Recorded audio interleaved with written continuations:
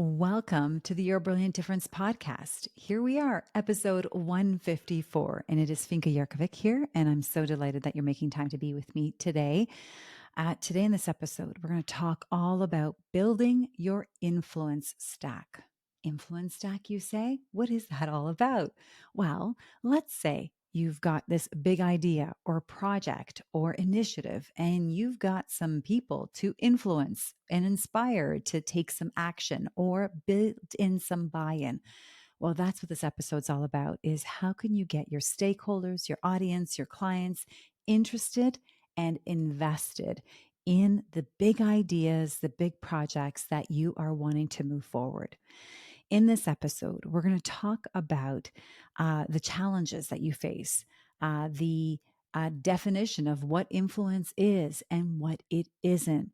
And I'll also share with you my own personal journey in how I had this aha moment of what it truly means to be someone that, helps influence or helps people buy into their big ideas. And before we finish this episode off, I'm going to give you an overview of the 5 layers that you can add to your influence stack. And we will give you an overview on each of those, and we will talk about that today. But before we get started, I wanted to let you know that we've opened the doors to my Self from Love coaching program.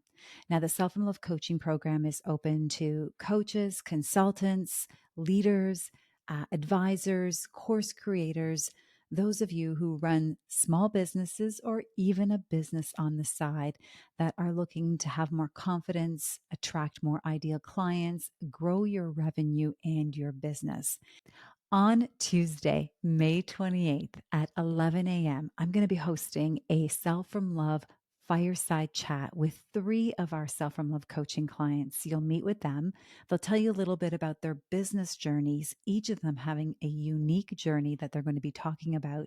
So you can learn from them and their experience, but also you'll learn about the Self from Love coaching program and how it has helped them grow their clients, have more confidence, and really propel their business forward. So again, you can learn more about that in the show notes for this episode, episode 154, so you can register for the Self from Love Coaching Fireside Chat. I look forward to seeing you there. So let's talk about inspiring and influencing others to buy into your big ideas. Now, specifically in this episode, I wanted to talk about those ideas and initiatives that your stakeholders really don't know a lot about. I've been recently working with a lot of teams in the technology space, whether it's digital transformation, data analytics, data insights, or AI. And a lot of the work that they do is very technical in nature. And often they need buy-in, they need sponsorship, they need resources, be it people, time, or money invested in the projects. But because of the level of complexity with their projects and their projects and their terminology that they use in these projects, oftentimes what can happen is the audience, their stakeholders, the executives that they're presenting to that they need to gain this buy-in in may not always understand or be in the loop with the latest technology. Especially when we're thinking about AI these days, the technology is advancing so quickly that even if you're in the loop, you're always behind because it's moving so fast and rapidly as we speak. And so I really wanted to talk about how important it is, this idea of influence and being able to, give people the information, the insights, and the inspiration to move forward and take action, but in a very integral way that is aligned to the integrity of the business, integrity of your values, and integrity of what you want to accomplish in your project and in the outcomes of that project. And so this episode, we really want to talk about, what influence is and isn't. We're going to talk about some of the challenges you face, especially with those technical situations, which we've talked a bit about now.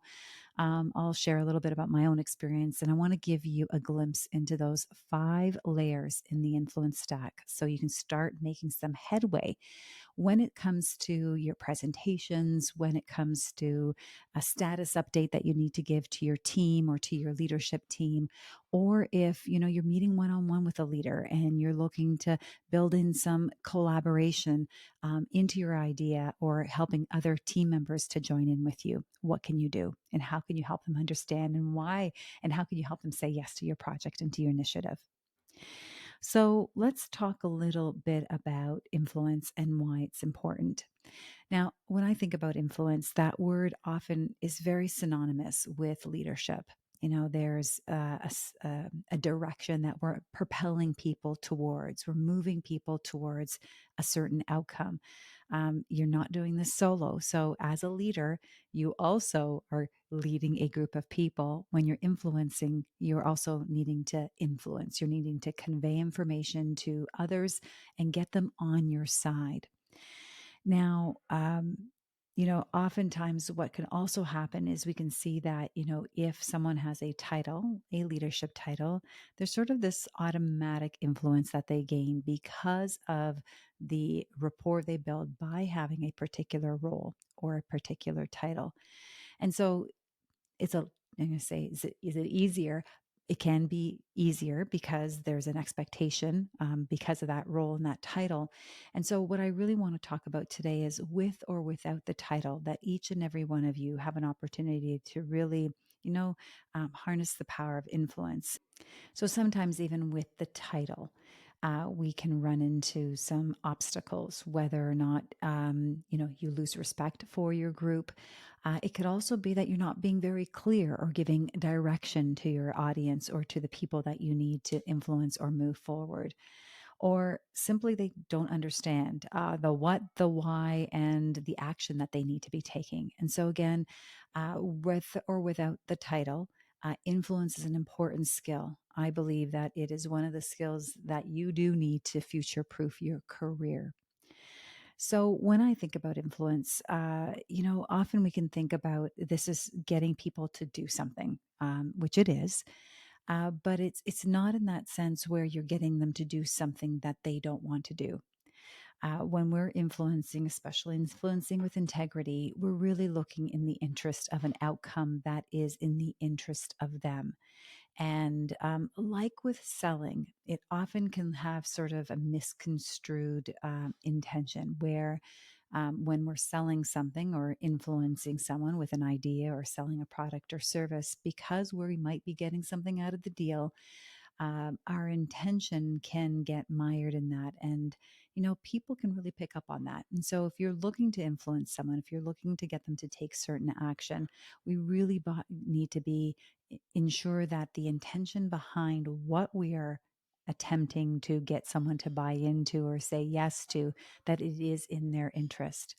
So we're not coercing, we're not needing to convince, we're not forcing someone to do something that is not in their best interest. And that's where this sense of integrity and influencing with integrity comes from, because we're really looking through the lens of whether they're going to invest or they're going to benefit from this, or their group or your business or your organization is going to benefit, and that it is an overall benefit. And we really want to be conveying that message. And so, again, influence is about getting stuff done. It is about getting buy in. It is about getting support, investment, resources, all those things. But we need to make sure that when we're looking to influence someone or something, that influence is in the best interest of the individual or the overall group, or the organization as a whole. Okay, so that's where we're coming from.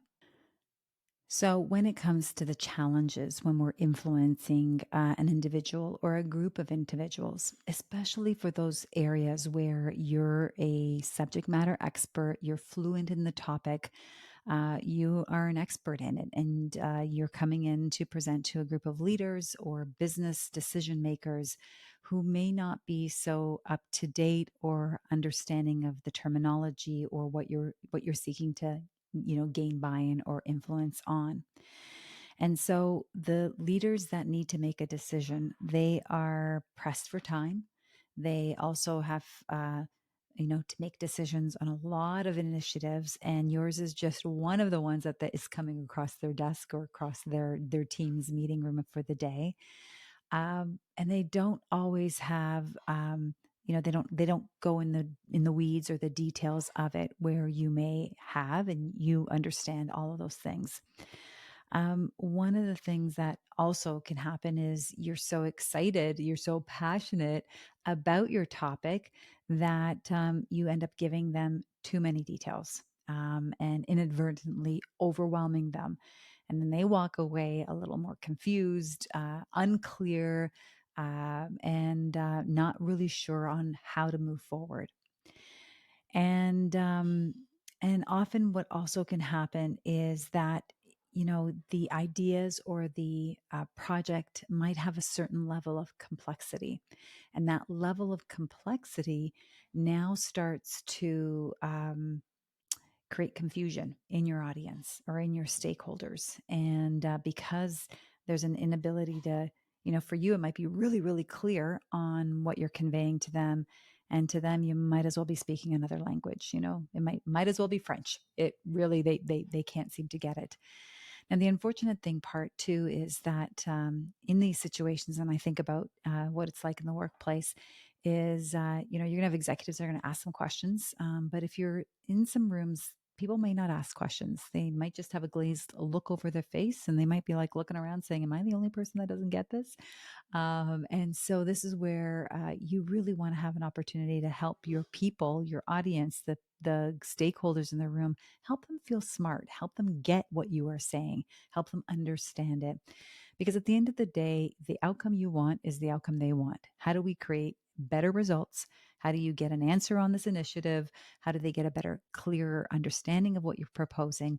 And so both parties are looking for the same thing, and we just need to make it easier on them.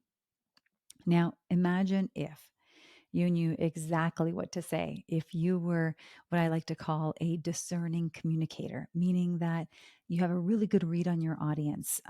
Are they more logical, rational thinkers? Do they need, time to think through? Do they need to be part of the brainstorming, or do they need to feel an emotional connection to the idea or the initiative that you're proposing?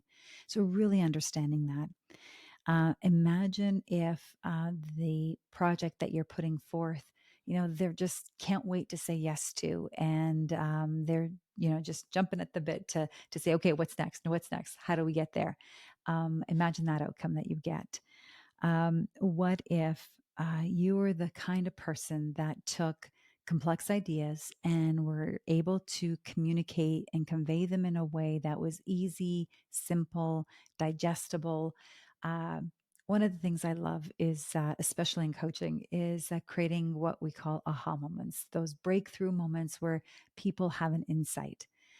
When I think about getting in front of a group of people, putting forth an idea or a project or initiative, and if you're looking to influence or get them to make a decision, what would it be like if you were to be able to create an aha moment for them? If you were to create some moment where they had a breakthrough, they had an insight experience. In this day and age of information overload, there is no shortage of it. And I don't know about you, but some days I feel like I'm drinking out of a fire hose and just kind of taking it all in. There's just, information being shoved down our throats. And it's those moments when I can kind of pull back and look at the information and think through what I think about that information. And then I have this breakthrough aha moment. And it's just like, it's just such an amazing feeling. And imagine that experience if you were to give that to your audience when you're having this presentation, this initiative, that you created this opportunity where they got to sit back, take in the information, but you facilitated such a discussion and conversation that they were able to have that aha moment or that insight because of this big, bold, wonderful idea or project that you were putting forth. Now, a number of years ago, so this was a number of years ago when I was in HR still, and I remember sitting in a group with my peers, and it was the leadership team for the bank that I was working in. And I remember they were talking about a particular situation, and a number of years earlier, I was in their roles in another organization, and I knew that what they were working on, I had an idea, a solution for them. And I remember raising my hand and proposing the idea, and no one reacted to it. And then I waited a little bit and I did it again. I'm like, okay, this is such a good idea. I know it can work. Why don't they do it? So I raised my hand again, and then again, just crickets. And I saw some people pay attention to me, but that was about it. And then I did it again. And then eventually people started chiming in, and everything they started looking at was, no, we can't do that, or no, that's not going to work, or no, we've tried that before and it never worked. And so first I got crickets, and then I heard a little bit people were interested, and then eventually people were just saying no. In that moment, I didn't feel good because I was like, I know I have something to offer here. I know that this can help them, but they're not hearing me. And it wasn't until the senior leader of the room, he noticed what me, kind of always jumping in, and he chimed in and said, "Is this what you're saying? And is this what you mean? And is this, he paraphrased it and put it in front of the group, and all of a sudden the dialogue opened up, and that was just a real powerful demonstration of influence. And when this person was able to explain it in a way that the group understood and heard it, I will also say, because it was coming from his mouth, that they did hear him, his role, his status with the group, all those things play a part in that, of course. However, what I did notice was how he presented the idea that I was putting forth. He conveyed it not very technically that I was. He had a way of explaining it that they understood. And it was just this breakthrough moment that I had, that even though we can have great, beautiful breakthrough ideas that can change the world, change your workplace, it doesn't matter if people can't hear them, understand them, or implement them. And so that's why this skill of influence, communication, this is such a powerful skill that you need to continue to work on.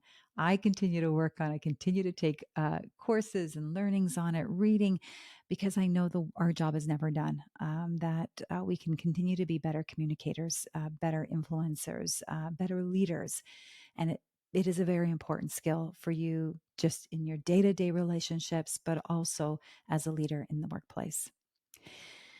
So let me introduce you to the influence stack. Now, the next episode, in episode 155, I'm going to do a more detailed rundown of the influence stack so you can have a sense of what to expect in more detail. I'm going to give you more tactics around them. But what I wanted to offer you today was an overview so you can have sort of a lay of the land, and I'll give you a little bit on each. And then when we meet again next week on episode 155, I'm going to do a double click, maybe even a triple click on a few of these to give you a sense of more action that you can take in order to implement these layers of the influence stack. So the first layer of the influence stack is the stakeholder. And so you're coming in with your big, bold idea, your initiative, and you've already kind of worked through the process and you know exactly what needs to be done. And somewhere along the way, we lose sight of the people, the people, because we're so invested in the project or so invested in the idea. And so when you are presenting or proposing or looking to get buy-in or collaboration with a team or a leader, you really need to put yourself in their shoes. And so really, looking through the lens of why this is important to them and why they should care. And the stakeholder, can be various people in the room. And I will talk more about the people that will be in the room in our next episode. But that's what I want you to be focusing in on. So the influence stack layer number one is stakeholders. Who is in the room? Now, the second layer is the shift. And what I mean by the shift is that there is a current status that they're experiencing right now, meaning that there is a situation that's happening, there's a problem, there's a goal, and they want to get to a certain outcome. And so there's this problem or goal, there's this gap in between, and there's this outcome or this transformation that they want to create. And so that's the shift. So we got to be really clear on the goal or the problem. Your idea or your project is the solution. And on the other side of that is the transformation. So I'll talk more about that as well. One of the things I want you to also keep in mind when we're doing the shift is the sense of moving from a certain emotional state, which might not feel good, or it might be just a little bit average, to a very positive and a very good feeling state or emotional state that we want to move our people towards. And so that's the shift. The third layer is the structure. Now, the structure is what are you proposing? So you've got the solution, but what's this way forward? It might be 3 steps, it might be 1 step, it might be 5 steps, but really illustrating what are some of the things or what are the things that need to happen in order for this shift to happen. And so, again, that is layer number 3, the structure. Layer number 4 is the story. Now, the story is all about really creating resonance, helping your audience connect to what you are talking about, this project, this idea. There might be some technical elements that they aren't understanding. And we'll talk about how you can use story plus a couple of ways that you can integrate this to really create that resonance. Now, when I go back to that example that I was sharing with you earlier, when that leader jumped into the conversation, he used this element of story to build resonance with that group of leaders in order for them to hear the idea that I was putting forth. And the final is style. Now, you need to bring your style, your brilliant difference. So there is an aspect of your brilliant difference that is there to add value, that is there to make an impact. Now, it could be the way in which you emotionally engage people. It could be the way you illustrate the process. It could be how you get people from point A to point B very quickly. Those are the things that I want you to be very mindful of on how you actually show up and bring your style. So there you have it. The 5 layers to the influence stack. Number 1 is your stakeholder. Who is this for? Number 2 is the shift. Where are you moving people from and where are you moving people to? Number 3 is the structure. All right, so give us a plan. What is the way forward? Number 4 is the story. How are you going to create resonance? How are you going to create this emotional connection and this relatability in this idea or this project? And number 5 is your style. How are you showing up? How are you bringing your brilliant difference? So there you have it, your influence stack, building influence, inspiring your stakeholders, your audience, your clients to action, really being invested and interested in their outcomes or the overall outcome for the group or the people that you're there to support and lead. So continue with us as tune in on episode 155, where we're going to talk more deeply about the 5 layers in the influence stack so you can implement these tactics in your influence strategy. Bye for now, and we'll talk to you next week.